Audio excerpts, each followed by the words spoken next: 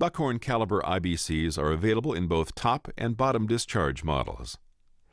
Key container features to note on the 270 and 315 models include stacking ridges on the lid keep stacked containers from moving during shipment. Locking latches secure the lid to the container. Interlocking side panels provide superior strength. Anti-slip corner and center feet aid in stacking stability. And center supports add strength in the base for load-bearing performance. All caliber IBCs have a standard footprint of 44.7 inches by 48.6 inches. Unit heights vary from 42 to 48 inches. The caliber 300, also available in top or bottom discharge styles, has the same key features as the 270 and 315 models, yet is equipped with a unique corner rod panel locking system. To remove the lid from a collapsed caliber container, lift along a 48-inch or long side. Then lift a 44-inch or short side and pull the lid off of the container. To erect a caliber 270 or 315 container, erect the 48-inch side panels until they remain upright. Erect a 44-inch side panel with one hand holding the hand grip. Snap the 44-inch panel in place until it's fully engaged. Repeat the same procedure for the remaining 44-inch side panel. To erect a caliber 300 container, erect the 48-inch side panels until they remain upright. Pull up the two corner rods. Erect a 44-inch side panel until it's fully engaged. Push down the corner rods to lock the panel in place. Repeat the same procedure for the remaining 44-inch side panel.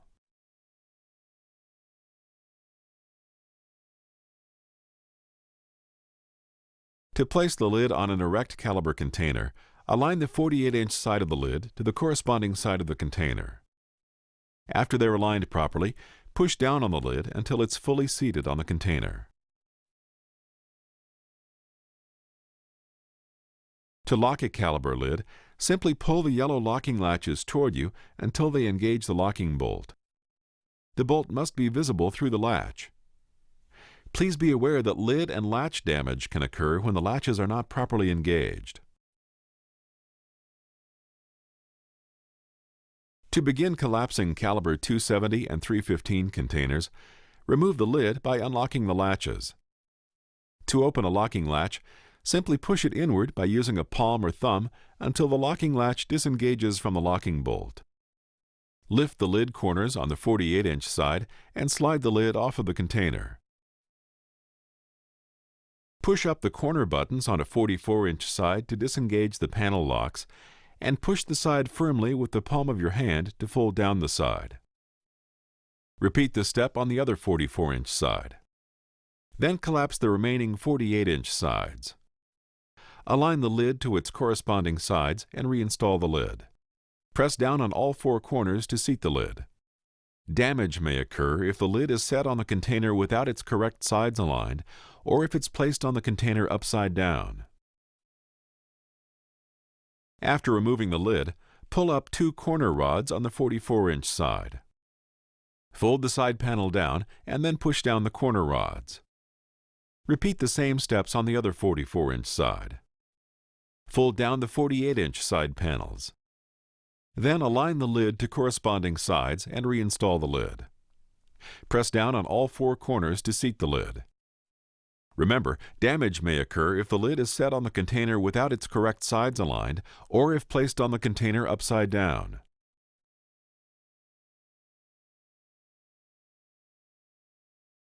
A forklift-compatible base on all caliber containers allows efficient and secure handling from all four sides. Keep in mind that the recommended fork tine length is 42 inches, with a maximum of 44 inches. Also, pallet jacks can be used only on the 44-inch sides. When handling caliber containers with a forklift, always use safe handling procedures. Use the appropriate 44-inch fork length and height, or spearing damage may occur. When stacking containers, incorrect fork tine length can also cause stacked containers to collapse if stacked rows are hit by fork tines protruding past the 44-inch recommended length.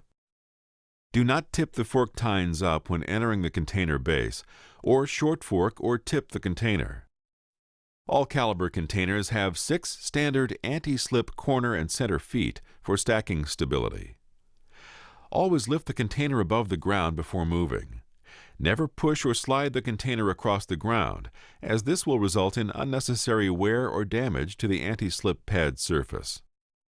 When backing near other containers, pay close attention to adjacent containers, or damage or personal injury may occur.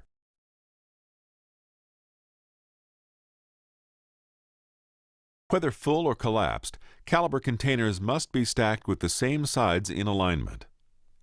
To create secure stacks, ensure that the base of the top container interlocks with the lid of the container below it. When stacking full or empty containers, keep in mind the following general specifications depending on your application. In rail cars, full containers can be stacked 2 high, while collapsed containers can be stacked up to 7 high. Based on a 53-foot trailer, full containers can be stacked 2 high, while collapsed containers can be stacked up to 6 high. Note that when containers are full, the trailer will probably weigh out before the allowable space is cubed out. For outdoor or warehouse storage, full containers can be stacked up to 5 high, and collapsed containers can be stacked as high as a forklift will safely permit. When loading the containers, make sure the 48-inch side or long side is placed in the rail car horizontally, with the 44-inch or short side facing the center void. Doorway stacks and the 4 stacks by the doorway areas are the most critical when loading the containers. When stacking the containers, make sure the feet of the container being loaded are interlocked with the lid ridges below to ensure safe stacks. When loading next to the doorway areas, load the stacks by the doorway row first, then load the stacks in the next row. Be careful when maneuvering in narrow spaces and backing near other containers. As the rows of containers in the rail car are created, place door core drop fillers in the center void. Before the doorway stacks are loaded, apply 2 layers of Palcor bulkhead on each end of 2 parallel rows. Then apply 1 layer of Palcor bulkhead on each end of the opposite rows. Once the doorway stacks are loaded, insert a corrugated sheet on each side of the 2 doorway stacks. Then insert 1 airbag each between the sheets and inflate the airbags to 6 to 8 psi.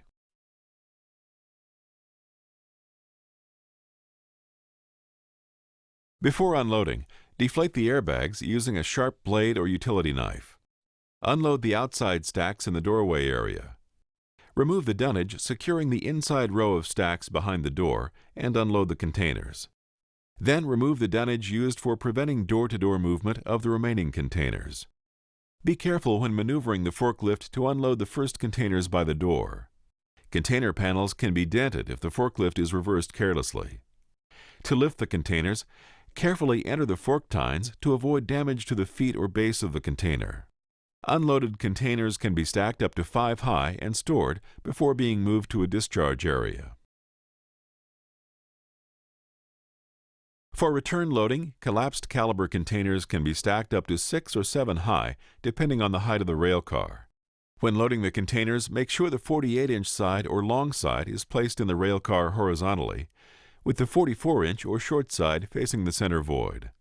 When stacking the containers, make sure the feet of the container being loaded are interlocked with the lid ridges below to ensure safe stacks.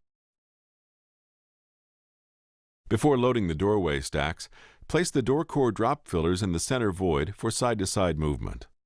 Use extra caution when stacking doorway columns because there's very little room to maneuver the forklift. Do not spear or spin the container with the forklift or damage to the container may occur.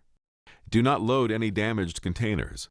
Damaged containers should be properly labeled and sent for repair. Before closing the railcar door, place Palcor bulkhead between the doorway void for end-to-end movement. Remove the Palcor bulkhead between the doorway void, and then remove the doorway stack first. Next, remove the door core drop fillers and then finish unloading the containers. Begin loading caliber containers at the bulkhead of the trailer and use standard forklift loading procedures. Based on a 53-foot trailer, the trailer will hold 56 containers loaded in 2 layers with the 48-inch or long side stacked against the trailer bulkhead. Note that containers can weigh up to 3,300 pounds each, and the trailer may weigh out before it's fully loaded. Collapsed caliber containers are loaded with the 48-inch or long side facing the trailer bulkhead.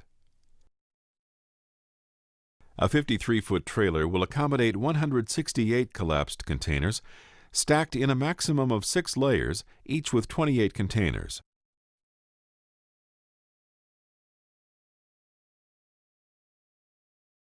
Buckhorn offers a wide range of accessories for its Caliber Series IBCs, including tamper-evident seals, tamper-evident caps, gland adapter for bottom discharge caliber containers, liner bags, and a filling bridge to assist with filling liner bags.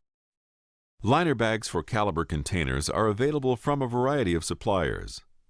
Contact your Buckhorn representative for complete details and assistance with liner bags and accessories. First, check to ensure that the lid latch is locked before attaching the seals. Position the inner half to cover the locking bolt inside the lid latch. Position the outer half of the seal to align it with the inner half tab showing through the latch, and press the two halves together until they click.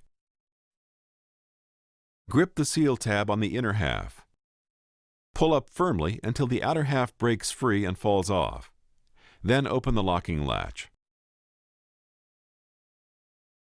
Slide one half of the gland adapter onto the fitment valve on the liner bag. Align the long tabs on each half of the liner bag. Push both gland adapter halves together until they meet around the fitment valve. Align the gland adapter, now mounted on the liner bag, with the inside of the discharge opening in the container. Be sure to align the bottom of the gland adapter behind the small ridge in the bottom of the discharge opening. Pull the gland adapter through the discharge opening until it clicks into place. Make sure the liner bag is already in the container and the top fitment valve cover has been removed. For bottom discharge containers, ensure that the gland adapter is already installed and secured to the discharge area. Lay the filling bridge across the sidewalls on the container. Pull back on the spring-loaded frame on the filling bridge and insert the fitment valve into the other half of the frame. Release the handle on the frame so that the filling bridge is now secured around the fitment valve. The liner bag is now ready for filling. Align the outer tabs on the tamper-evident cap with the slots in the discharge opening, with the cap's tab facing down. Push the cap firmly with your fingers or the palm of your hand until it clicks into place. Firmly pull on the cap's tab with your index finger until the cap begins to tear.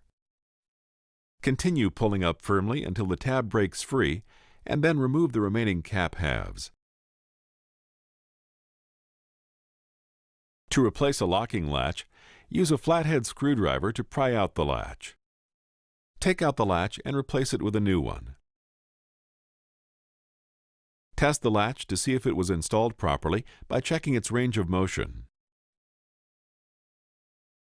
To replace a side panel, use a flathead screwdriver to carefully release the side panel clip from the base.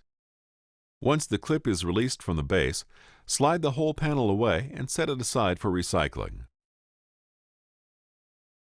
Install a new side panel by aligning it with the base and then pressing down until the clips interlock into the base. Raise the side panel to the upright position to test if the new side panel is installed properly.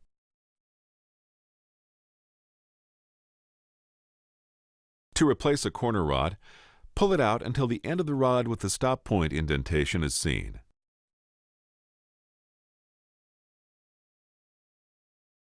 Cut off the end of the rod at the indentation using a gate cutter.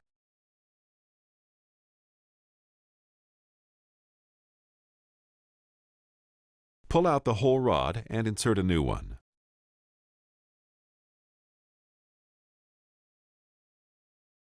To replace a foot, first use a ratchet to remove the leg bolt.